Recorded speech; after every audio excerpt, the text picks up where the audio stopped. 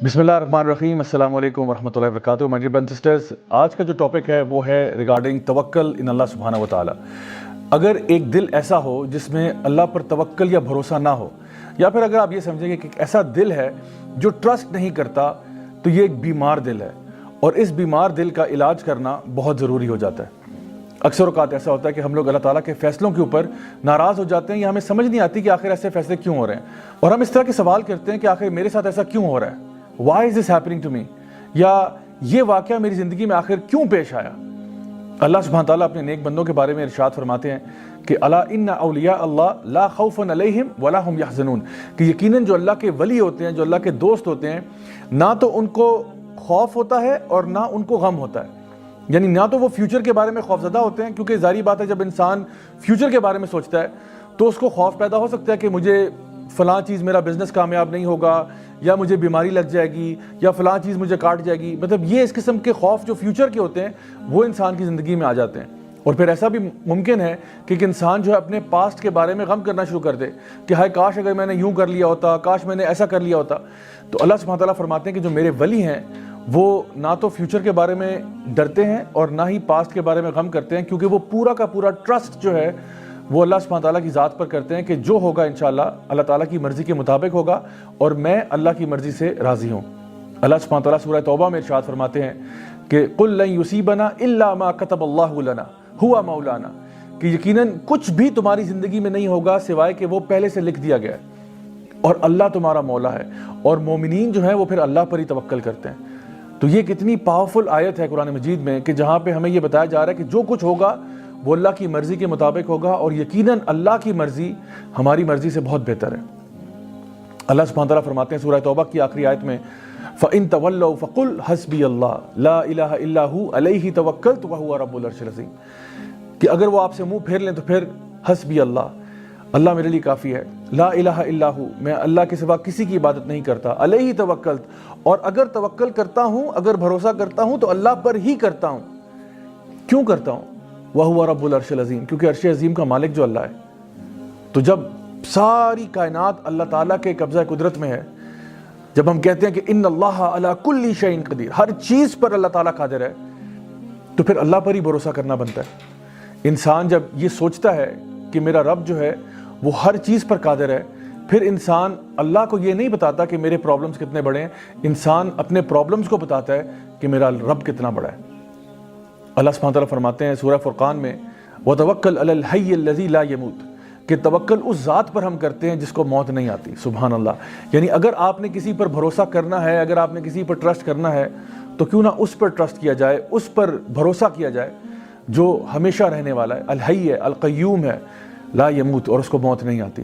اسی طرح سے سورہ طلاق سورہ نمبر 65 آیت نمبر 2 اور 3 میں اگر آپ دیکھیں تو اللہ سبحانہ تعالیٰ فرماتے ہیں کہ وَمَن يَتَّقِ اللَّهَ يَجْعَل لَّهُ مَخْرَجًا وَيَرْزُقْهُ مِنْ حَيْثُ لَا يَحْتَسِبُ وَمَن يَتَوَكَّلْ عَلَى اللَّهِ فَهُوَ حَسْبُهُ، کہ جو شخص بھی اللہ کا تقوی اختیار کرے گا، اللہ تعالیٰ اس کو ہر مصیبت سے باہر نکالے گا، اور پھر اس کو رزق دے گا وہاں سے جہاں سے اس نے سوچا بھی نہیں ہوگا۔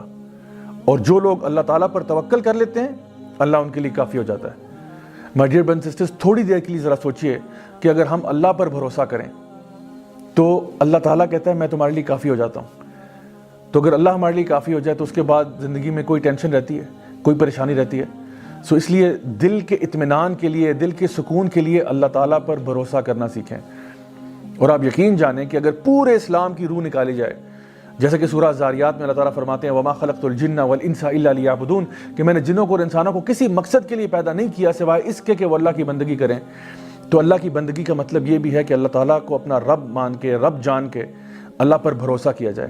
زندگی میں جو کچھ ہوگا انشاءاللہ الرحمن وہ اللہ تعالیٰ کی مرضی کے مطابق ہوگا۔ ہم نے اپنی طرف سے کوشش ضرور کرنی ہے، کسی بھی راہ کی طرف ہم جاتے ہیں، کسی بھی پاتھ کو ہم لیتے ہیں، ہم نے اپنی طرف سے کوشش ضرور کرنی ہے۔ جیسا کہ نبی کریم صلی اللہ علیہ وسلم کی حدیث میں ترمذی شریف میں آتا ہے کہ ایک شخص، ایک صحابی تھے جو کہ اپنا اونٹ انہوں نے ایسے آزاد چھوڑا ہوا تھا، تو نبی کریم صلی اللہ علیہ وسلم نے ان سے پوچھا کہ بھئی تمہارا اونٹ ایسے آزاد پھر رہا ہے، آخر کیا وجہ ہے اس کی؟ تو انہوں نے کہا کہ میں اللہ پر توکل کر رہا ہوں۔ تو آپ صلی اللہ علیہ وسلم نے فرمایا کہ نہیں، توکل یہ نہیں ہے، توکل یہ ہے کہ پہلے اپنے اونٹ کو باندھ لو، اس کے بعد اللہ تعالیٰ پر بھروسہ کرنا۔ So my dear brothers and sisters, ہمارے لیے ضروری یہ ہے کہ ہم جب بھی کوئی کام زندگی میں کرنے جاتے ہیں اپنی طرف سے حق حلال کا کام کریں، پوری کوشش کریں، پوری محنت کریں۔ اگر ہو گیا الحمدللہ، اگر نہیں ہوتا تب بھی ثم الحمدللہ، کیونکہ جو کچھ بھی ہوگا اب اللہ کی مرضی کے مطابق ہوگا. اور جب ہمیں یہ بات سمجھ میں آ جائے گی تو پھر ہم لوگ خوش ہو جائیں گے. یعنی انسان اداس کیوں ہوتا ہے؟ انسان اداس اس لیے ہوتا ہے کہ جب اس کی مرضی کے مطابق چیزیں نہیں ہوتی. ہم یہ چاہتے ہیں کہ ہر چیز جو زندگی میں ہوگی وہ ہماری مرضی کے مطابق ہو، لیکن the fact of life is کہ زندگی میں کئی چیزیں ایسی ہوں گی جو آپ کی مرضی کے مطابق نہیں ہوں گی، نہ ہی وہ آپ کے ٹائم ٹیبل کے مطابق ہوں گی. جو ایمان والے لوگ ہوتے ہیں وہ یہ بات جانتے ہیں کہ جب بھی جو کچھ بھی ہوگا وہ اللہ تعالیٰ کی مرضی کے مطابق ہوگا. اور اللہ العلیم ہے، الحکیم بھی ہے. اللہ میرے سے علم میں بھی زیادہ ہے، اللہ تعالیٰ حکمت میں بھی مجھ سے زیادہ ہے. تو اس لیے اللہ کا جو فیصلہ ہوگا وہ میرے فیصلوں سے بہتر ہوگا. ہمیں تصویر کے اندر صرف ایک چھوٹا سا پکسل نظر آ رہا ہوتا ہے اور اللہ سبحانہ تعالیٰ کو پوری پکچر نظر آ رہی ہوتی ہے. تو پھر جب بھی کوئی معاملہ زندگی میں ہو تو پھر اداسی کیسی، غم کیسا، انسان کو اسی بات پر خوش ہو جانا چاہیے کہ جو کچھ بھی میری زندگی میں ہوا ہے وہ میرے رب کی مرضی کے مطابق ہوا ہے اور اللہ مجھے کبھی ضائع نہیں کرے گا. صحابہ کرام رضی اللہ عنہم اجمعین کہا کرتے تھے کہ جب ہم اللہ تعالیٰ سے دعا کرتے ہیں اور ہماری دعا قبول ہو جاتی ہے تو ہمیں بڑی خوشی ہوتی ہے، لیکن جب ہماری دعا قبول نہیں بھی ہوتی تو ہمیں زیادہ خوشی ہوتی ہے کہ پہلے ہماری مرضی تھی لیکن اب اللہ کی مرضی ہے، اور یقیناً اللہ کی مرضی ہماری مرضی سے تو بہت بہتر ہے. نبی کریم صلی اللہ علیہ وسلم کی ایک حدیث ہے جہاں پہ آپ نے فرمایا کہ اگر تم اللہ تعالیٰ پر توکل کرو جس طرح کی چڑیاں اللہ تعالیٰ پر توکل کرتی ہیں تو اللہ تمہیں اسی طرح عطا فرمائے گا جیسے چڑیوں کو عطا فرماتا ہے. کہ وہ صبح کے ٹائم اپنے گھروں سے نکلتی ہیں، اپنے گھونسلوں سے نکلتی ہیں، اور جب واپس گھر کو آتی ہیں تو ان کے پیٹ بھرے ہوتے ہیں. اب اس میں ایک بڑا امپورٹنٹ بات ہے، وہ یہ ہے کہ یہ نہیں کہا گیا کہ چڑیاں اپنے گھروں میں بیٹھی رہتی ہیں اور آسمان سے من و سلوہ نازل ہو جاتا ہے، بلکہ چڑیاں حرکت کرتی ہیں، یعنی حرکت میں برکت ہے. تو آپ نے اپنے اعتبار سے پوری کوشش کرنی ہے، باقی اللہ پہ چھوڑیں. مثال کے طور پہ آپ کا اگر 2 ہفتے کے بعد فائنل ایگزام ہے، آپ اس کی خوب تیاری کریں، خوب محنت کریں اور پھر اللہ تعالیٰ پر توکل کریں. اچھے طریقے سے ایگزام اٹیمپٹ کر کے آئیں، انشاءاللہ الرحمن اگر اچھے نمبر آ گئے الحمدللہ، اگر نہیں بھی آتے اور کسی وجہ سے آپ فیل ہو جاتے ہیں یا آپ کا داخلہ کہیں پہ نہیں ہو پاتا تب بھی اللہ تعالیٰ پر پورا بھروسہ کریں کہ انشاءاللہ اس میں سے بھی خیر نکلے گی. کسی کو اگر آپ نے اپنے گھر دعوت کے اوپر بلایا ہوا ہے، اب یہ نہیں کہ آپ نے دعوت پر بلا لیا اور کھانے کے لیے کچھ تیار نہیں کیا کہ جی آپ اللہ تعالیٰ پر توکل کر رہے ہیں کہ شاید آسمان سے کھانا نازل ہوگا. ایسا نہیں ہے. دعوت پر کسی کو بلا رہے ہیں، اپنی طرف سے پورے پریپریشن کریں کھانے کی.